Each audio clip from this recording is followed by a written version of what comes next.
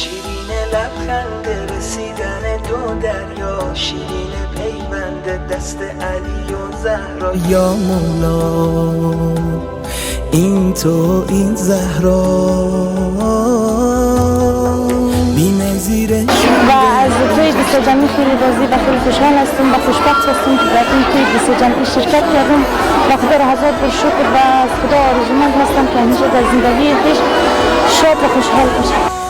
میخونه نفسای زمونه که موج شادی بی امونه و داره رویای عاشقونه میخونه. پیام برای تمام جوانان، برای تمام پدران، مادران، پدران عروس، پیام بنده کوچیک همین است که تلاش نماید تا بسیار به شکل ساده چی در همچین برنامه‌ای باشه و چی در خانه‌شان برگزار نماید بسیار به شکل ساده.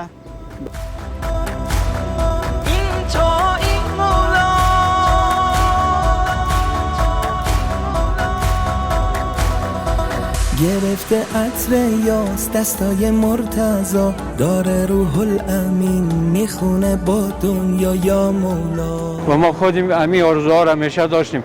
ما سه دختر که عروسی کردیم از هیچ کدامش کدام ملور و قلین و این چیزا نگرفتیم چون کلش حرام است. لب تاها دست ملک داره شور و آوا. یا زهرا کوثر یا زهرا میخونه نفسای زمونه که موج شادی بی امونه و داره. طلوعی است این از نگاه امید که پیوند دلهاست امروز نبید. چه زیباست وقتی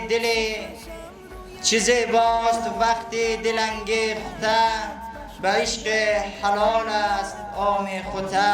به جمعی چنین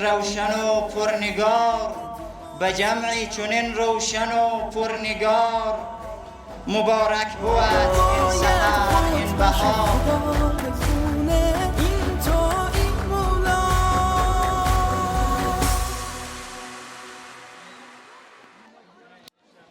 برای زنان و مردان مجرد و همچنین برای بردگان و کنیزانی که صلاحیت ازدواج دارند مقدمات ازدواج را فراهم کنید. اگر دست خالی و تنگ دست هستند خداوند متعال از سر بزرگواری بی‌نیازشان میکند، زیرا خدا روزی گستر داناست. در دنیای امروزی که بسیاری از جوانان به دلیل مشکلات اقتصادی و فشارهای اجتماعی از ازدواج منصرف می شود، این مراسم نه تنها به عنوان یک سنت حسنه اسلامی بلکه به عنوان الگوی عملی است برای جامعه که نشان می دهد می توان با همت و اراده و بدون نیاز به تجملات و هزینه‌های گزاف زندگی مشترک را آغاز نمود.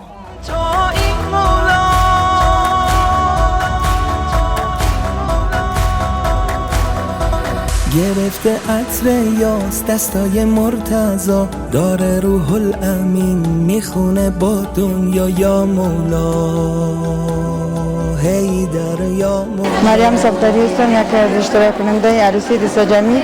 من بسیار احساس خوشی دارم چون که در روزی که امام علی علیه السلام و فاطمه زهرا عروسی کردم، هم در این روز اشتراک کردم در این عروسی. برای ما جای افتخار است. من خیلی افتخار نم که در این روز بزرگ و پرنور اشتراک کردم. دیگه پیام در جوانان اهمیت است که از مصارف بیجا و خرج مصارف بیجا خودداری کند.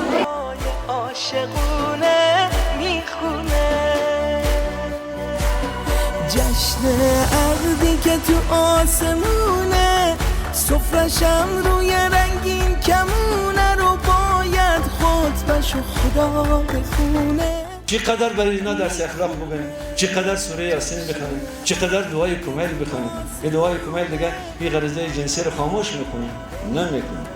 پدر، مادر، هم باز وقتی که مسئله خواستگاری میشه تنها پدر و مادر نیه، کاکای هم پیدا میشه، باز مامای هم پیدا میشه، باز اونجا خاله هم پیدا میشه، باز عمه هم پیدا میشه. هر کدامایش یا اختیاردار میشه، هر کدامایش برای خود میبافن، هر کدامایش برای خود میدوزن.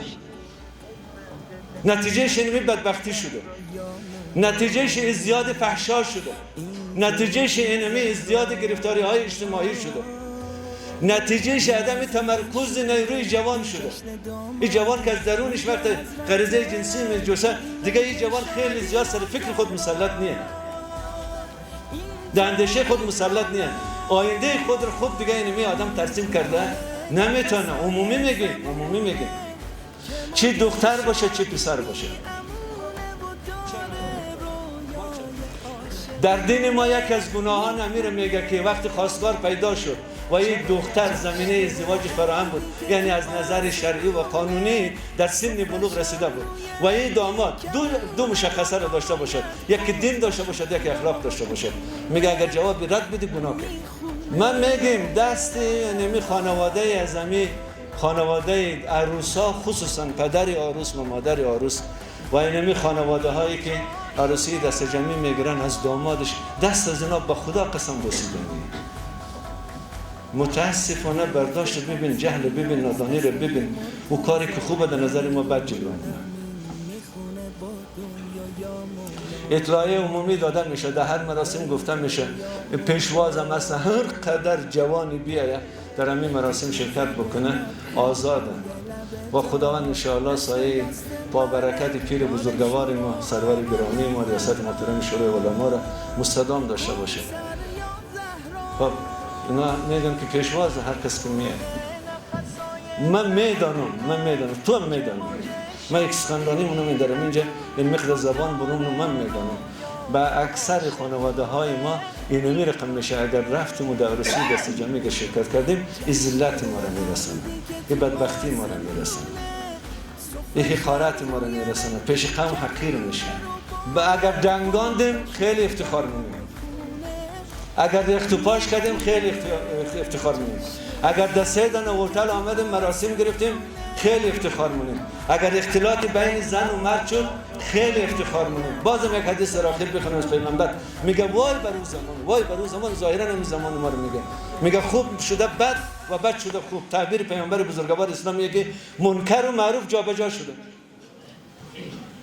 اویی که معروف در نظر مردم بد جلوه میکنه به عنوان منکر و اویی که منکر در نظر مردم خوب جلوه میکنه به نام معروف. شیرین پیوند دست علی و زهرا یا مولا، این تو این زهرا، بی‌نظیر شوره این جشن دامادی، میگه حضرت حق تو این موج شادی یا زهرا، این تو این مولا، میخونه نفسای زمونه که نام موج محمد علی تخلص وفایی است. من یکی از پدرای یکی از دخترای عروسای هستیم و دامادم نواسه کاکای ماست. ما از این روز از این محفل بسیار خرسندیم و خوش هستیم. یک محفل مذهبی به تمام معنا محتوا با تمام شریعت اسلامی برابر است و ما خودیم همین آرزوها را همیشه داشتیم. ما 3 دختر که عروسی کردیم از هیچ کدامش کدام ملور و قلین و این چیزا نگرفتیم چون کلش حرام است. این دخترم که نواسه کاکای داریم پارسال پدرش به رحمت خدا را باز تلاش کردیم که همین عروسی رو زیر دست جمعی کنیم، توان نداره کدام مصارف سرش نه، ولی کسی که این محفل ایجاد میکنه برگزار میکنه ازش تشکری میکنیم، از جمعی رسانه هم تشکری میکنیم که پوشش میده که دیگران در این اشتراک کنه و این محفل بزرگتر شه زیادتر شه و از تمامی پدران مادران میخواهیم که هر چی که خدا و پیغمبر امر کرده به او عمل کنه، چون گله حرامه، قلین حرامه، ملور حرامه، چیزی که خدا و پیغمبر گفته ما باید به این عمل کنیم. این نه که دختر ما پن گلهش خوشحال باشیم، این کار نادرست است چون ما خلاف شریعت باز میریم.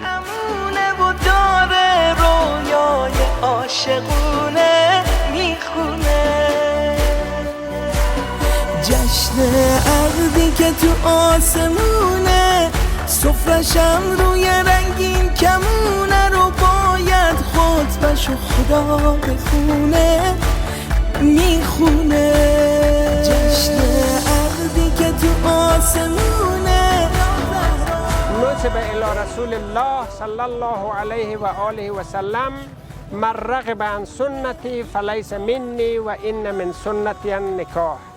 نکاح و ازدواج تهداب گذاری زندگی یک دو تا جوان ای به دستور و هدایت پیامبر نازنین اسلام صلی الله علیه و آله و سلم تهداب گذاری شده و این محفل که شما دیدین به مناسبت سال روز ازدواج حضرت علی علیه السلام و حضرت زهرا در نظر گرفته شده که این بار 24مین بار است و برای 24 نفر ما این محفل برگزار کردیم که از نقاط مختلف تشریف آوردن که ما در خدمتشان هستیم و همیشه نظر ما همین است که در خدمت جوانان شریف غزنی باشیم.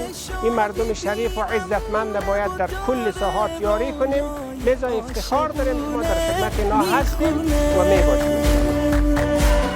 جشن عقدی که تو آسمونه سفرشم روی رنگین کمونه رو باید خطبش و خدا بخونه میخونه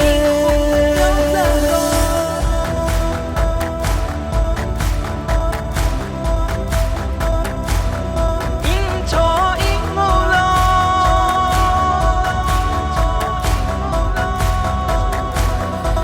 گرفته عطر یاس دستای مرتضی